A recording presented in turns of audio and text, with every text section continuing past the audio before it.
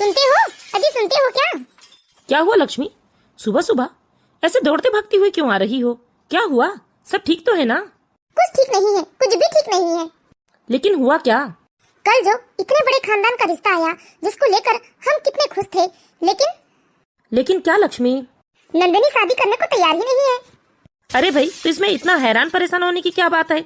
ठीक है, अगर अभी नंदिनी का मन नहीं है शादी करने का तो हम 1 साल बात करेंगे, या क्यों मन नहीं है ये जानने की कोशिश करेंगे। ऐसी बात नहीं है कि नंदिनी का मन नहीं है शादी करने का। अरे उसने तो मन में किसी और को बिठा कर रखा है। कैसे उल्टी सीधी बेकी सी बातें कर रही है। कहती है वह जिसको पसंद करती है उसी से शादी करेगी। क्या? ये क्या बोल रही हो तुम? हाँ जी, मैं बिल्कुल सच कह रही हूँ। नंदिनी ने मुझसे साफ साफ कहा है कि वह किसी को पसंद करती है और नंदिनी कहती है कि वह उसी से शादी करेगी। ऐसे कैसे हो सकता है? मैं खुद चलकर नंदिनी से बात करता हूँ। अरे क्या यही दिन देखने के लिए उसे इतना पढ़ाया लिखाया, उसे दुनिया की सारी सुख सुविधाएं दी है मैंने, और वह ऐसी फालतू बातें कर रही है। ना जाने किसकी बुरी संगति में पड़कर उसने ऐसे उल्टे सीधे फैसले ले लिए हैं। मैं अभी चलकर उससे बात करता हूँ। देखिए जी, जो भी बात करना है ना थोड़ी ठंडे दिमाग से कीजिएगा। और हाँ, इस बारे में तुषार से कोई बात मत कीजिएगा। आप जानते हैं ना कि तुषार कितने गुस्से वाला है। अरे जिसकी बहन इतनी नीच घटिया बातें करेगी उसके भाई को तो गुस्सा आएगा ही ना। चलो चलकर अभी मैं नंदिनी की खबर लेता हूँ। नंदिनी, नंदिनी! सुनिए जी, जरा धीरज से, ठंडे दिमाग से। बच्ची है। बच्ची है? काहे की बच्ची है? और मैं कोई शांत दिमाग से बात नहीं करूंगा। आज इसने हमें समाज में कहीं मुंह दिखाने लायक नहीं छोड़ा। अरे आज तक हमारे खानदान में किसी लड़की ने शादी ब्याह को लेकर अपनी पसंद नापसंद की बात नहीं कही है, और इसे हमने इतने लाड़ प्यार से पाल पोस कर बड़ा किया, यही दिन देखने के लिए। पापा, अभी हमारी बात तो सुन लीजिए आप, उसके बाद नाराजगी जताइएगा। अरे हमने ऐसा वैसा कुछ नहीं किया है जिससे समाज में आपकी इंसल्ट होगी। अरे क्या सुनूं मैं तुम्हारी बात? यही कि तुमने अपनी शादी के लिए खुद लड़का पसंद किया है। तुम अपने पसंद के लड़के से शादी करना चाहती हो। लेकिन पापा, हम अपनी पसंद से शादी तो करना चाहते हैं, लेकिन उसमें आप लोगों की भी रजामंदी हो। बस यही तो चाहते हैं ना हम। इसीलिए तो हम अपनी पसंद आप लोगों के सामने रख रहे हैं। वरना आजकल की लड़कियां तो बिना माता पिता को बताए कैसे कैसे फैसले ले लेती है पापा। अच्छा, तो तुम मुझे धमकी दे रही हो कि हम अपनी रजामंदी नहीं दिखाएंगे तो तुम वही बाकी बेशर्म लड़कियों की तरह अपनी मर्जी का कर लोगी? क्यों? तुम इतनी बड़ी हो गई हो कि बाप को धमकी दे रही हो? पापा प्लीज हमारी बात तो सुन लीजिए। पापा, हम क्या कहना चाहते हैं? कहो, क्या कहना चाहती हो तुम? सुनिए ना जी, इतना गुस्सा मत कीजिए ना। अरे शांति से उसकी बात तो सुन लीजिए। तुमने ही इसे अच्छे संस्कार नहीं दिए, नहीं तो आज इसकी इतनी हिम्मत ना होती कि हमारे सामने खड़े होकर अपनी पसंद नापसंद बताती हमें। देखिए पापा, निखिल एक बहुत अच्छा, बहुत ही समझदार लड़का है, और हम चाहते हैं कि आप निखिल के परिवार वाले से मिलकर पूरे समाज के साथ धूमधाम से हमारी शादी करें। अच्छा, कौन है, कैसा है, कैसे खानदान का है, कौन सी जात समाज का है, कुछ नहीं पता, और तुमने फैसला कर लिया कि हम निखिल के परिवार वाले से मिलकर धूमधाम से तुम्हारी शादी कर दें? अरे समाज में हमारी अच्छी खासी इज्जत है। अरे कौन सी जात का है, कौन से समाज का है, कौन से धर्म का है, कुछ भी नहीं पता, क्या कमाता है, क्या खाता है। इसीलिए तो हम आपसे बता रहे हैं पापा कि आप निखिल की फैमिली वाले से मिलिए। मैं मिलने जाऊं उन लोगों से? अरे मेरे घर में एक से बढ़ के एक बिजनेसमैन, एक से बढ़ के एक ऑफिसर का रिश्ता आ रहा है, बड़े बड़े रजवाड़े के खानदान से रिश्ता आ रहा है, और मैं उस मामूली से निखिल के घर जाऊं तुम्हारा रिश्ता लेकर? पापा, अगर आप नहीं जाना चाहते तो कोई बात नहीं, निखिल के मम्मी पापा आप लोगों से मिल लेंगे, लेकिन प्लीज एक बार मिल तो लीजिए आप। क्या करते हैं निखिल के माता पिता, और खुद निखिल क्या करता है? पापा, निखिल एक प्राइवेट कंपनी में। बस, इसके आगे एक शब्द नहीं। अरे यहीं से पता चल गया कि लड़का प्राइवेट कंपनी में। पापा, क्या प्राइवेट कंपनी में जॉब करने वाले लोग रुपए नहीं कमाते हैं क्या? या वह लोग अपनी अच्छी जिंदगी नहीं बिताते हैं? देख लो लक्ष्मी, देख लो इस नालायक औलाद को, यह अपने पिता के सामने खड़े होकर कैसी बड़ी बड़ी बातें कर रही है। देखिए पापा, भले आज निखिल प्राइवेट कंपनी में छोटी सी जॉब कर रहा है, लेकिन कल को उसका भी प्रमोशन होगा, वह बड़ी जॉब करेगा। समझने की कोशिश कीजिए ना। लक्ष्मी, इस नालायक को बता दो कि अपना मुंह बंद कर ले और मेरे सामने दोबारा बात करने की हिम्मत ना करे, नहीं तो कुछ भी अनर्थ हो जाएगा। इस घर से अर्थी निकल जाएगी किसी एक की। और हाँ, इस नालायक लड़की से इसका मोबाइल फोन छीन लेना, और आज के बाद इसका घर से निकलना, कहीं आना जाना सब कुछ बंद, समझी ना तुम? करवा दिया अपनी माँ को भी इज्जत। अरे आज तुम्हारी वजह से कितना जलील होना पड़ रहा है मुझे। अगर तुमने अपना फैसला नहीं बदला ना, तो आज घर में बेइज्जती हो रही है मेरी संस्कारों पर उंगली उठाया जा रहा है। अगर तुमने अपना फैसला नहीं बदला तो यही उंगली बाहर के लोग उठाएंगे मुझ पर। अरे तुम यही चाहती हो कि तुम्हारी माँ जीते जी मर जाए? माँ कम से कम आप भी तो समझने की कोशिश कीजिए कि एक लड़की को इतना अधिकार नहीं होता कि वो अपनी पसंद से अपना जीवन साथी चुन सके, जिसके साथ पूरी जिंदगी बितानी हो, जिसके साथ पूरा सुख दुख जीना हो, पूरा नया संसार बसाना हो, वह उसका चुनाव खुद ना कर सके। माँ, आपके और पापा की शादी को कम से कम 30 साल हो चुके हैं। क्या इन 30 सालों में आपको एक बार भी एहसास नहीं हुआ कि आपको जैसा जीवन साथी चाहिए था वैसे जीवन साथी पापा बिल्कुल भी नहीं है? बताइए माँ, क्या आपको एक बार भी इस बात का दुख नहीं हुआ कि आपके माता पिता ने आपको यह अधिकार नहीं दिया कि आप अपनी पसंद से अपना जीवन साथी चुन सके? हम पापा के व्यवहार को अच्छी तरीके से जानते हैं माँ कि पापा कितने गुस्से वाले हैं, और आपकी कोई गलती ना भी हो तब भी पापा आपको डांटते हैं, चाहे सामने कितने ही लोग क्यों ना हो। लेकिन जहाँ पापा को गुस्सा आता है पापा वहाँ आपकी इंसल्ट कर देते हैं। आपको यह सब अच्छा लगता है कि आपको तब एक बार भी महसूस नहीं होता कि आपको जीवन साथी के रूप में ऐसे जीवन साथी तो नहीं चाहिए थे? क्या आप भी यही चाहती है माँ कि इतने सालों में जो कुछ भी आपने अपनी जिंदगी में अपने जीवन साथी के साथ झेला है वही आपकी बेटी झेले? आप यही चाहती है क्या? तेरी हिम्मत कैसी हुई तेरे पापा के बारे में उल्टी सीधी बात करने की? अरे वह जैसे भी है मेरे पति परमेश्वर हैं और उनके साथ मैंने जिंदगी के 30-32 साल निकाले हैं। और क्या हुआ अगर वो मुझे 2-4 बार डांट देते हैं तो? अरे वह मेरे जीवन साथी है, वह मेरे स्वामी है, परमेश्वर है, और उनका पूरा अधिकार है मुझे डांटने का, चिल्लाने का। और एक औरत की किस्मत में ना यही लिखा होता है कि उसका पति उसे जिस हाल में रखे वह उसी हाल में रहे, ना कि अपना मुंह खोले और नई फरमाइश करे, डिमांड करे, या फिर अपने पति को समझाए कि उसे उसके साथ कैसे रहना है। अच्छा, मतलब आप भी यही चाहती हैं कि आपकी बेटी भी जिंदगी भर घुट घुट कर मरे? तुम्हें क्या लगता है कि तुम अपनी पसंद के लड़के से शादी करोगी तो जिंदगी भर खुश रहोगी? अरे अगर तुम अपने पसंद के लड़के से भी शादी करोगी ना तो जिंदगी भर घुट घुट कर ही मरोगी, क्योंकि लड़कियों की किस्मत में ही लिखा होता है घुट घुट कर मरना। कम से कम माता पिता की मर्जी से शादी करोगी तो समय बेसमय में तुम्हारा मायका तुम्हारे साथ होगा। मुझे तो यकीन नहीं हो रहा है माँ कि यह सब आप मुझे समझा रही हैं। अरे जमाना कहाँ से कहाँ पहुँच गया, लेकिन आज भी आप 100 साल पहले की बातें कर रही हैं। देख नंदिनी, मैं कुछ नहीं जानती बेटा, लेकिन तू अपने पापा के खिलाफ जाकर कोई भी फैसला नहीं लेगी। मैं बता देती हूँ तुझे, नहीं तो मैं जहर खाकर मर जाऊंगी, समझी ना तू? अब इस बारे में मुझसे कभी कोई बात मत करना। हे भगवान, मुझे तो अभी भी यकीन नहीं होता कि मेरा इतना बड़ा शिक्षित परिवार है, लेकिन आज भी इस घर में 100 साल पुराने जमाने की बात की जा रही है। कहा जाता है कि बेटा और बेटी को समान अधिकार मिल चुका है, माता पिता के लिए बेटा और बेटी एक समान है, लेकिन भेदभाव तो आज भी है। तुषार भैया ने मम्मी पापा को अपनी पसंद बताई तो मम्मी पापा ने तुषार भैया की बात झट से मान ली, और जहाँ बेटी ने आज अपनी पसंद की बात की तो समाज के बड़े बड़े रीति रिवाज की और इज्जत की बात होने लगी इस घर में। इसका मतलब तो आज भी बेटियों को बेटों जितना बराबर का अधिकार नहीं मिला है। और जहाँ माँ पापा की बातों से दुखी होकर कभी इस कोने में बैठकर रोती तो कभी उस कोने में बैठकर रोती, लेकिन जहाँ आज बेटी की बात आई तो माँ भी पापा की बातों को गलत ठहराने की जगह सही ठहरा रही है और मुझे गलत।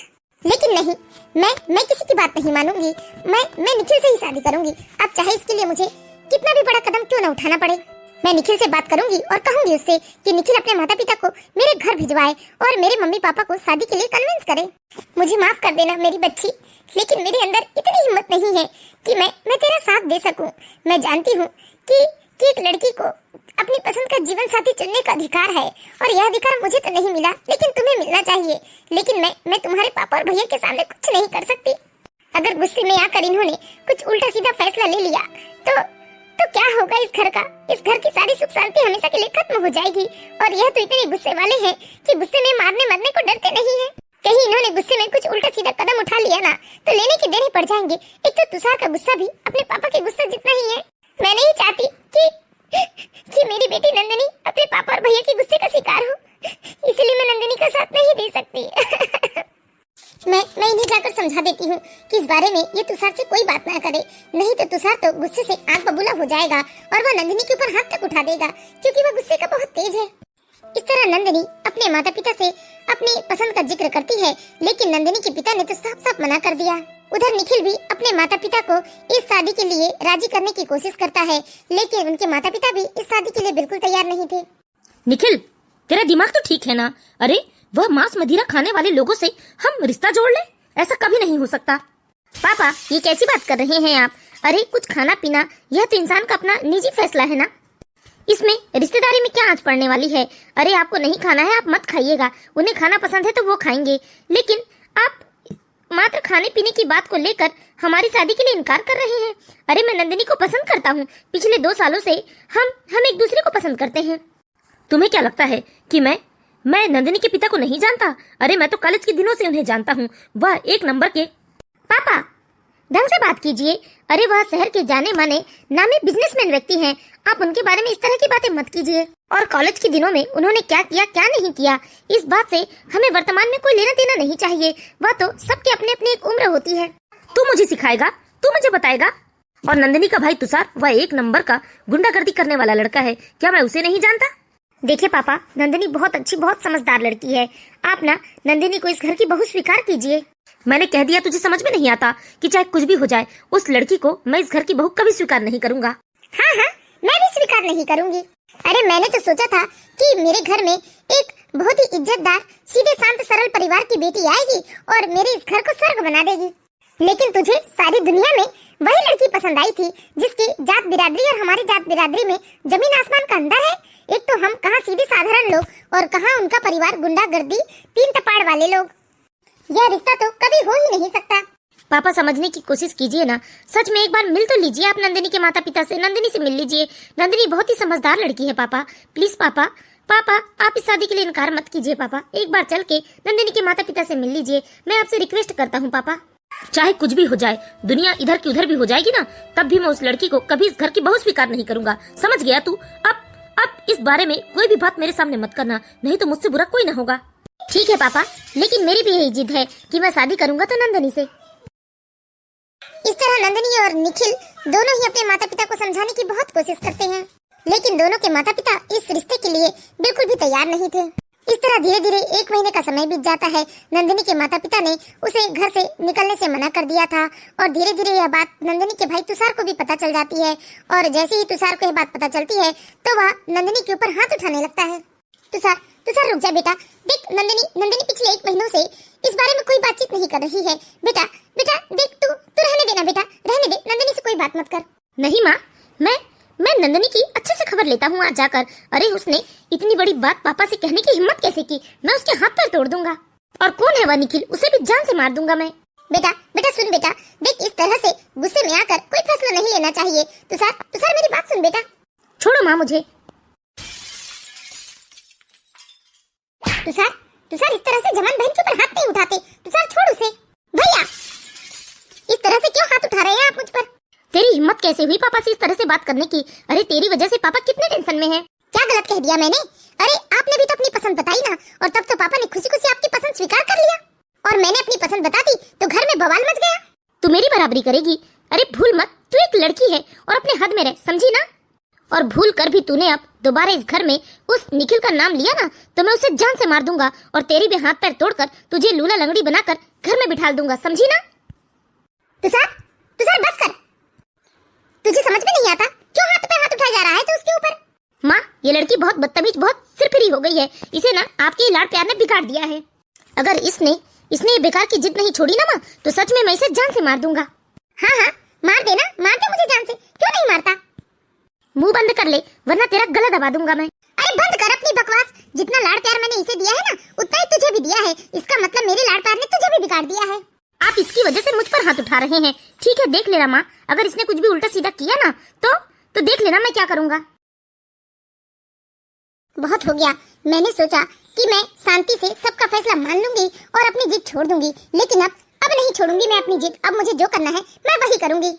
नंदिनी अब बहुत गुस्से में थी और अब उसने फैसला कर लिया था कि वह शादी करेगी तो निखिल से ही करेगी, चाहे वह किसी भी तरीके से करे। उधर निखिल ने भी फैसला कर लिया था कि अब वह नंदिनी से ही शादी करेगा। इस तरह नंदिनी चुपचाप से अपने घर से भाग जाती है और उधर निखिल नंदिनी को लेने आ जाता है और दोनों एक मंदिर में चले जाते हैं। नंदिनी तुम खुश तो हो ना मुझसे शादी करके? हाँ निखिल, भले ये पूछने की बात है, हमने एक दूसरे का हाथ थामा है क्योंकि हम एक दूसरे से प्यार करते हैं। बहुत कोशिश तो की हमने अपने घर वालों को मनाने की, लेकिन उन लोगों ने हमारी बात नहीं मानी, इसलिए हमें मजबूरी में आकर ऐसा कदम उठाना पड़ा। नहीं तो हमने तो यही सपने सुझाए थे कि हमारी शादी पूरे घर परिवार और समाज के सामने बड़ी धूमधाम से होगी, लेकिन निखिल, अब हम रहेंगे कहाँ? हमने शादी तो कर ली है, ना ही तुम्हारे घर वालों ने हमारे इस रिश्ते को एक्सेप्ट किया है और ना ही मेरे घर वालों ने। अब क्या करें, हम कहाँ रहेंगे? अरे भाभी जी, इसमें चिंता किस बात की? हमारे निखिल भाई के ऊपर क्या आपको भरोसा नहीं है? अरे ये तो देवेश भैया है ना, आपके दोस्त? हाँ भाभी, निखिल ने मुझे पहले ही फोन पर बता दिया था कि आप और निखिल शादी करने वाले हैं, तो मैंने एक छोटा सा मकान किराए पर लिया है। बस वही मकान में आप दोनों को रहना है। कुछ ही दिनों की बात है, फिर तो अपना भाई मेहनत करके खुद का अपना मकान बना लेगा और आप लोग खुशी खुशी जिंदगी बिताएंगे। थैंक यू मेरे भाई। अबे दोस्ती में कैसा थैंक यू, कैसा सॉरी।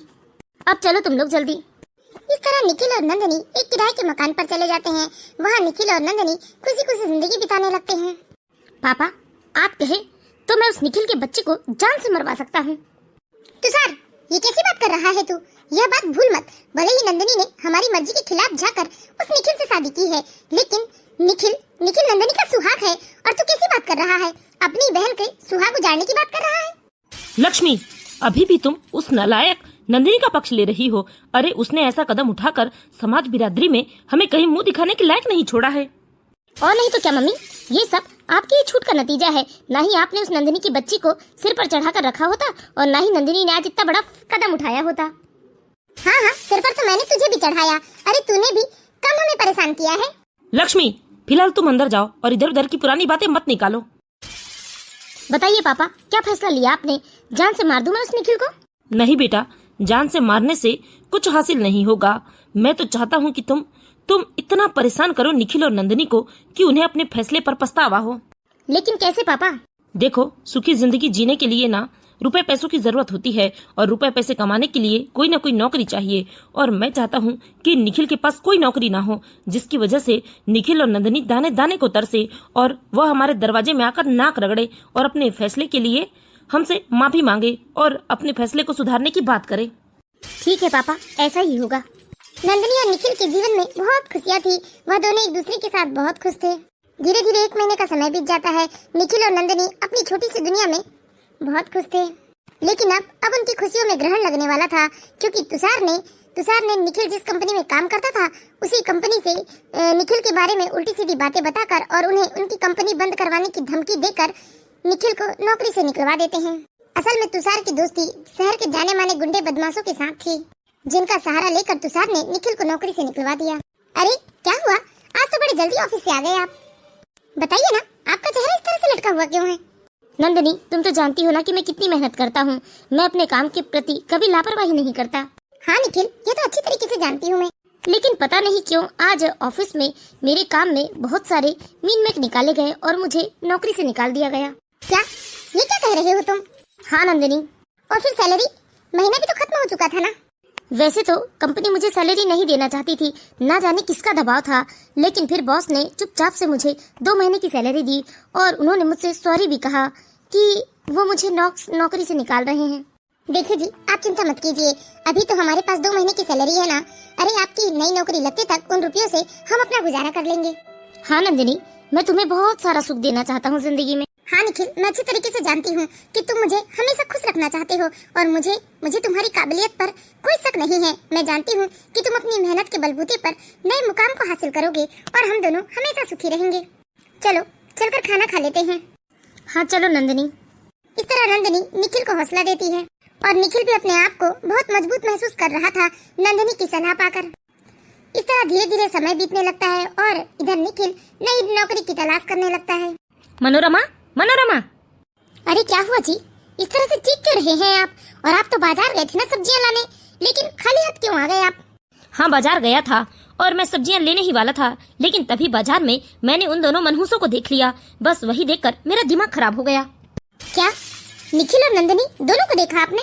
हाँ, देखा मैंने उन दोनों मनहूसों को और किसी ने मुझे बताया कि वह दोनों इसी शहर में कहीं कमरा किराया देकर रह रहे हैं। अरे कम से कम नंदिनी से नहीं, लेकिन निखिल से तो बात कर लिया होता। उन्हें गए पूरे 3 महीने हो चुके हैं। क्या तुम्हारा दिमाग तो ठीक है ना? अरे अभी तक वह उस मनुष्य लड़की के साथ रह रही है और मैं उससे बात करूंगा। अरे जब तक वह उस लड़की से अलग नहीं होगा तब तक मैं उससे भी नाराज रहूंगा। हाँ मैं जानती हूँ आप निखिल से नाराज है, नाराज तो मैं भी हूँ, लेकिन निखिल हमारा अपना बच्चा, हमारा खून है। हमें कम से कम निखिल के बारे में तो सोचना चाहिए। अरे जब तक उस मनहूस लड़की के साथ है ना, मैं उससे भी बेइंतहा नफरत करूंगा। और हमेशा बद्दुआ दूंगा कि वह लड़की के साथ निखिल कभी खुश न रह सके। हाँ, ना जाने उस नास पीटी ने मेरे भोले भाले बेटे के ऊपर कैसा जादू कर दिया। जो बेटा हमसे पूछे बिना कभी कोई काम नहीं करता था, उसने अपनी जिंदगी का इतना बड़ा फैसला ले लिया। ये सब उसी नास पीटी की वजह से है। अरे और नहीं तो क्या, उनके घटिया माँ बाप ने न जाने कैसा संस्कार दिया अपनी बच्ची को, जो वह एक लड़के के साथ घर से भागने को तैयार हो गई। ठीक है जी, आप शांत रहिए, नहीं तो बेकार में आपका ब्लड प्रेशर बढ़ जाएगा। आप बैठिए, मैं भी आपके लिए ठंडा पानी लेकर आती हूँ। हे भगवान, ना जाने बेचारी नंदिनी किस हाल में होगी। और ये नालायक तुषार हाथ धोकर बस निखिल के पीछे पड़ गया है। अरे उन लोगों को चैन से रहने भी नहीं दे रहा है। काश मैं कुछ कर पाती निखिल और नंदिनी के लिए, तो उन्हें कह देती कि वह दोनों ये शहर छोड़कर चले जाएं। नहीं तो तुषार और उसके बदमाश गुंडे दोस्त उन लोगों को चैन से रहने नहीं देंगे। माँ, ये क्या कह रही हो आप? आपसे पापा ने कितनी बार कहा है कि इस घर में उस बेशरम लड़की का नाम कोई नहीं लेगा, लेकिन फिर भी आप बार बार उसी का नाम लेती हैं। चुप रह नालायक, वह जैसी भी है लेकिन है तो मेरी बच्ची ना। मैंने उसे जन्म दिया है। जैसे तुझे 9 महीने मैंने अपने कोख में रखा है, वैसे ही नंदिनी को भी रखा है। और मैं माँ हूँ। अरे बाप या भाई चाहे कितने भी निष्ठुर निर्दयी हो जाए, लेकिन माँ कभी अपने बच्चों के लिए इतनी निर्दयी नहीं हो सकती। समझा ना तू? जा यहाँ से। हे भोलेनाथ जी, अब तो हमारे पास बचे सारे रुपए खत्म हो चुके हैं और घर का राशन भी खत्म होने को है। भगवान जी, इन्हें एक नई नौकरी लग जाना चाहिए, नहीं तो बड़ी दिक्कत आ जाएगी। भले थोड़े रुपए कमाए, लेकिन हम चैन से पेट भर खाना तो खा सके, इस कमरे का किराया तो दे सके। नंदिनी, क्या हुआ निखिल? तुम्हारे चेहरे की खुशी बता रही है कि तुम्हें नौकरी लग गई है। हाँ नंदिनी, मुझे एक नई नौकरी मिल गई है जिसमें पूरे 40,000 रुपए महीने की सैलरी है। क्या सच में? हे ईश्वर, आपका बहुत बहुत धन्यवाद। हाँ नंदिनी, अब हमारी जिंदगी की सारी मुसीबतें खत्म हो जाएगी और हम उस नन्हे मेहमान को भी जल्दी बुला लेंगे, जिसका इंतजार हम दोनों बहुत बेसब्री से कर रहे हैं। अरे क्या हुआ, शर्मा गई क्या? हाँ, इस तरह निखिल को फिर एक नई नौकरी लग जाती है और निखिल मन लगाकर काम करने लगता है। धीरे धीरे 3 महीने का समय बीत जाता है और इन 3 महीनों में निखिल और नंदिनी के जीवन में एक नए मेहमान की आहट सुनाई दे गई थी। तुषार, देख बेटा, अब मैं चाहती हूँ कि तू भी अपनी पसंद की लड़की से शादी कर ले और अपनी गृहस्थी बसा ले। इधर उधर बेकार के कामों में ध्यान मत दे बेटा तू। मम्मी, गृहस्थी तो मैं बसाऊंगा, लेकिन आपके कहने का क्या मतलब है? मैं कौन से इधर उधर के कामों में ध्यान देता हूँ? तुषार, तुम्हारी मम्मी के कहने का मतलब है कि अब तुम नंदिनी के जीवन में क्या हो रहा है क्या नहीं, इस बात से कोई दखलंदाजी मत करो और अपने जिंदगी की शुरुआत करो। तुम्हारी माँ यही कहना चाहती है। हाँ जी, मैं सच में यही कहना चाहती हूँ। अब जो हुआ उसे ईश्वर की इच्छा मानकर हमें सब कुछ भूल जाना चाहिए और अपनी अपनी जिंदगी में आगे बढ़ना चाहिए। वाह लक्ष्मी वाह! अरे उस नालायक लड़की ने हमारे मुंह पर कितना बुरा तमाचा मारा है और तुम इतने जल्दी उस तमाचे को भूल गई। हाँ माँ, आप भूल सकती हैं, लेकिन मैं कभी नहीं भूल सकता और मैं उस निखिल और नंदिनी को कभी चैन से नहीं रहने दूंगा। बेटा इस तरह से किसी को इतना परेशान करना ठीक नहीं होता। अरे जो हुआ उसे भूल ना तू, और तू अपनी जिंदगी के बारे में सोच, अपनी गृहस्थी बसा, अपने काम धाम पर ध्यान दे। पापा, लगता है माँ सब कुछ भूल गई है। हाँ बेटा, लेकिन मैं कभी नहीं भूल सकता और उस नालायक लड़की को कभी माफ नहीं कर सकता। ठीक है, तुम लोगों को जैसा लगता है वैसा करो। आज के बाद मैं किसी को कुछ नहीं कहूँगी, किसी से कुछ नहीं कहूँगी। लक्ष्मी को क्या लगता है कि मैं उसके आंसू देखकर पिघल जाऊंगा? अरे कभी नहीं। मैं इस तरह मेरे मुंह पर पड़े तमाचे को मैं जिंदगी भर नहीं भूल सकता। हाँ पापा, मैं भी इस बात को एक्सेप्ट नहीं कर पा रहा हूँ कि नंदिनी ने उस साधारण से निखिल से शादी कर ली और हमारे मुंह पर कितना बड़ा तमाचा मारा। अरे नंदिनी के लिए तो एक से बड़े एक घर का रिश्ता था, लेकिन उस नालायक लड़की को वही निकम्मा नालायक लड़का पसंद था। पापा, मैंने भी प्रतिज्ञा ली है, भले मैं जिंदगी भर कुंवारा रह जाऊंगा, लेकिन उन दोनों को कभी जिंदगी भर सुकून से नहीं रहने दूंगा। उन्हें इतना परेशान करूंगा कि उन लोगों को अपने किए पर पछतावा होगा। लेकिन पापा, वो निखिल भी ना बहुत नालायक मट्ठर है। मैंने 3 जगह उसकी नौकरी छुड़वा दी, लेकिन वह कुछ ही दिनों में नई नौकरी तलाश कर बैठता है और इस तरह उसकी नई नौकरी के बारे में पता लगाने में मुझे महीनों लग जाता है और इन 1 महीने में वह सैलरी पा लेता है और फिर आराम से जीने लगता है। वैसे तुषार, एक बात कहूँ बेटा मैं तुझसे? हाँ पापा, कहिए ना। देखो, मैं नंदिनी और निखिल से नाराज तो बहुत हूँ, शायद मैं पूरी जिंदगी उन लोगों का मुख भी नहीं देखना चाहूंगा, लेकिन मुझे लगता है बेटा अब ना तुम उनकी जिंदगी में दखल अंदाजी करना छोड़ दो। उन्हें जैसे जीना है वो जिए, लेकिन हम लोग उनसे कोई रिश्ता नहीं रखेंगे। नहीं पापा, मैं उन लोगों को सुकून से रहते नहीं देख सकता। बेटा समझने की कोशिश करो, तुम्हारी माँ वैसे कुछ गलत भी नहीं कह रही है। मैं मानता हूँ कि नंदिनी से हमारी नाराजगी जिंदगी भर खत्म नहीं होगी, लेकिन हमें तुम्हारे भी तो भविष्य की चिंता है ना। अरे तुम अपना नया जीवन शुरुआत करो बेटा। ठीक है पापा, मैं कोशिश करूंगा। धीरे धीरे 7 महीने का समय बीत जाता है और इन 7 महीनों में निखिल की नौकरी 6 बार लगती छूटती है। अब तो निखिल भी धीरे धीरे टूटने लगा था। वो बहुत परेशान होने लगा था कि आखिर उसकी नौकरी हर महीने क्यों छूट जाती है। लेकिन निखिल को इस बात का अंदाजा भी नहीं था कि इन सब के पीछे नंदिनी के भाई का हाथ है। एक दिन बेचारी नंदिनी अपने घर के दरवाजे में बैठकर निखिल के आने का इंतजार कर रही थी। हे भगवान, इन्हें गए तो काफी समय हो गया, लेकिन अभी तक ये आए क्यों नहीं? अब तक तो ये घर आ जाते। और वैसे भी सब्जी का मार्केट कोई ज्यादा दूर तो है नहीं, यही पास में तो मार्केट है, इतना समय तो नहीं लगना चाहिए इन्हें। हे भगवान, मेरा मन बहुत घबरा रहा है, मेरा मन बैठा जा रहा है। सब कुछ ठीक तो है ना? नंदिनी, हे भगवान, ये आपको क्या हो गया जी? आपके ऊपर इतना खून? बोलिए ना, क्या हो गया आपको ये चोट कैसे लगी? बताइए, बोलिए ना जी, मेरा मन बहुत घबरा रहा है। मुझे नहीं पता नंदिनी, मुझे नहीं पता। मैं तो अपने सीधे रास्ते पर जा रहा था सब्जी लेने मार्केट, लेकिन तभी बाइक में 3-4 बदमाश नकाबपोश आए और आकर मुझ पर धड़ाधड़ हमला करने लगे। सबका चेहरा बंधा हुआ था, जिससे मैं किसी को पहचान नहीं पाया। मुझे समझ में नहीं आता नंदिनी कि हमारे साथ ये सब क्या हो रहा है। अरे वह कौन है जो हमारे पीछे भिड़ गया है? पिछले 7-8 महीनों में मेरी 5-6 बार नौकरी चली गई। नौकरी के लिए बस इस ऑफिस से इस वापस मैं ठोकरें खा रहा हूँ, और बड़ी मुश्किल से नौकरी मिलती भी है तो कोई उस कंपनी में जाकर मेरे बारे में सब झूठी खबर फैला देता है, और आखिर उस कंपनी से मुझे नौकरी से निकाल दिया जाता है।